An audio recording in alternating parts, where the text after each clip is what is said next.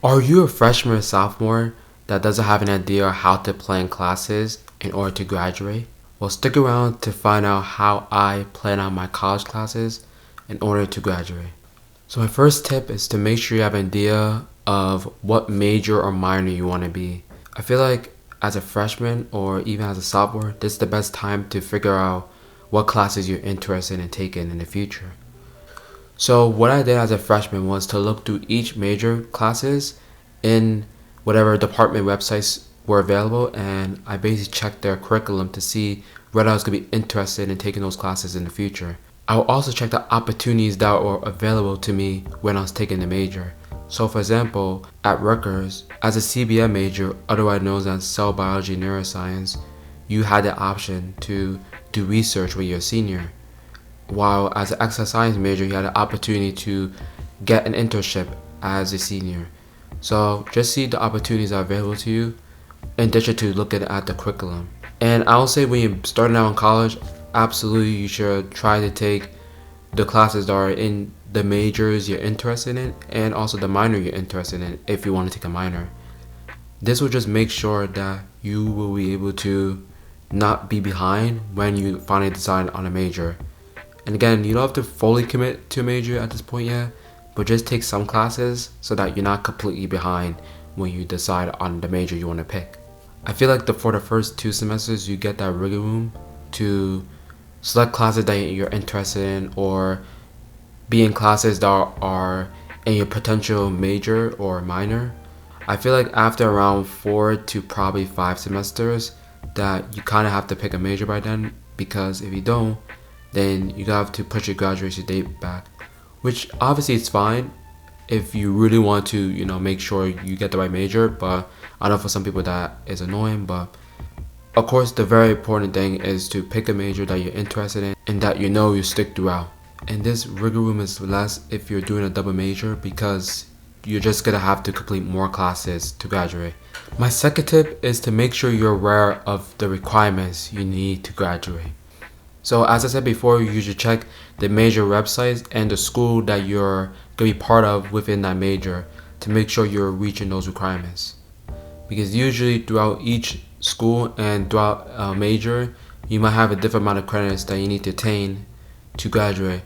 And you're going to have to take a certain amount of classes, or you just have to take a few classes that are within that major to graduate. So let's start with your general education requirements. So with those, I usually like to distribute them throughout college so that I'm not wasting all of them throughout the beginning. But this is only because I already had an idea what my major is. So I feel like if you don't have sort of idea what your major is, then you might as well knock out some general education requirements. With a major requirement, in order to declare that major, you might have to take a certain class or 2 or more classes, or just have a certain GPA to major in that class. So just make sure you check those requirements early, and so that you don't hold yourself back when you don't have the requirements and you want to declare a semester. My next tip is to try to look through resources in order to find professors that are doable for you and also courses that are going to be doable for you. So there's several resources that I use in order to have a very good schedule each semester. And the first one I use is Rate My Professor, which is very good for looking at students' opinions about a certain class. And just beware of them because they can be pretty biased just because it's just out there on the internet and you're usually writing it not under a academic setting. So definitely use that with caution. But I usually like looking at the ratings and the difficulty of the class because that can indicate to you, okay, is this class really difficult and I would have to put a lot of work in the class, or would this be more of a class that's just busy work and just will have as many exams or as many essays. And also usually with Rate My Professor, usually the people who are doing those reviews are either people who do very, very terrible in the class or very, very well in the class. So again, opinions will kind of be skewed towards one side. So I'll definitely just again say use it with caution. The next thing I use is student surveys, and I like student surveys much better than Rate My Professor just because it's less biased and the system is based entirely on ratings. So you can check like the effectiveness of teaching, the preparedness, how the professor answers questions from students. And unlike Rate My Professor, student surveys are usually done under an academic setting. They're usually done within class, so it's gonna be less biased. And actually, when you do those surveys, especially when we was doing in person, the professor or the TA will actually leave the classroom, so the students will be able to do those student reviews or the student surveys. The next resource I use is Upperclassmen, and this is just very good as they could give you the tea on how the class is, because some classes might be easier at one time than another.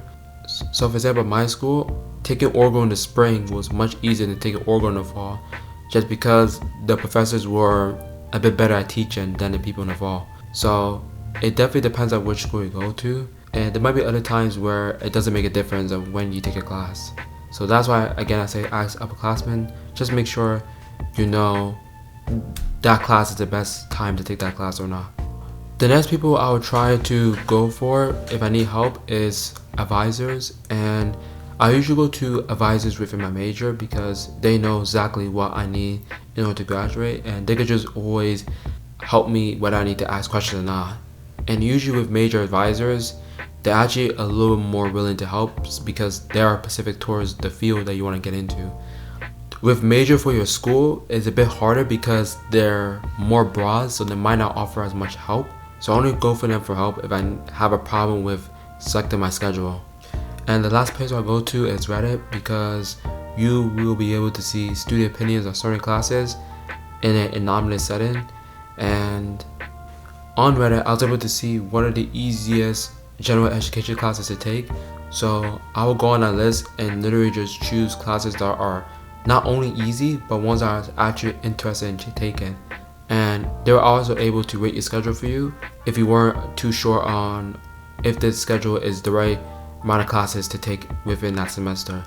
But again, beware, since it's pretty anonymous, you want to take the advice with a grain of salt, and ultimately the decision on what classes to take should be on you.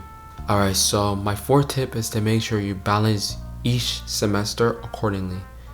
So what I do usually is within each semester, I try to pick 1 to 3 more challenging classes and then 1 to 2 more easier classes within my major or just the general education requirements. And this is just to make sure to prevent burnout and to not damage my GPA within that semester. So for me, I am an exercise science major on the pre-med track, and usually what I do is take 1 to 3 science or math classes and then take 1 to 2 classes from the exercise science major or from general education requirements. And especially if you want to go to graduate school or any other professional school, you want to be able to get the best GPA as possible. And if done correctly, this will give you the opportunity to take classes that you're interested in later on in college that are not from your major, not from general education requirements, not from your major requirements. So I would just say, if you can plan it correctly, you will have that time left to take those very fun courses that you want to always take in college. Alright, so my fifth and final tip is to make sure you actually get the classes that you want to each semester. And I know this is pretty obvious, but if you don't do this, then it's just only going to make it harder for you to graduate on time. So what I do a few days before I'm able to select the classes I want is to go on a course planner website and just pick the classes that I want to take within that semester. And the good thing about this is that when it's the time to register, you can click on the register button and it will literally take you straight to whatever registration website that you have, and it'll be much easier to register classes in time. And this is definitely an easy thing to do, but the one thing for sure to do, and I'm very pleased to do this, is to please read restrictions, because if you don't read restrictions, then you might register for a class that you couldn't because it had a restriction on it. So please make sure you read every restriction before you add that class to your schedule or to your planned schedule. Okay, so now there's a few classes that you could get. So now you can move on and try to go for Course Sniper. And Course Snipers are just websites or apps that you can use to watch when a course opens up. So this is very good to do because you'll be able to get that course that you want. You just have to wait a little bit longer. So I would definitely say put multiple notifications, use multiple apps, websites to make sure you get the classes that you want. And And usually when that class opens, I try to rush onto that registration website and try to secure that class before it closes again. And lastly, you can use special permission numbers, which are usually offered by the department heads, and these are way tougher to get because they're usually only given for special circumstances. So for example, if you're a senior that needs to graduate, they might be able to give it to you rather than a freshman who still has 8 more semesters ahead of them. So if you qualify for this SPNs, I would absolutely say get it. But if you don't qualify for them, then the only options you're going to be able to get those classes is through Course Snipers or to just plan out early with reading those restrictions. Alright, if you enjoyed the tips on how to plan out classes, please smash that like button and comment down below on how your semester is going so far. I'll see you guys next time, and peace.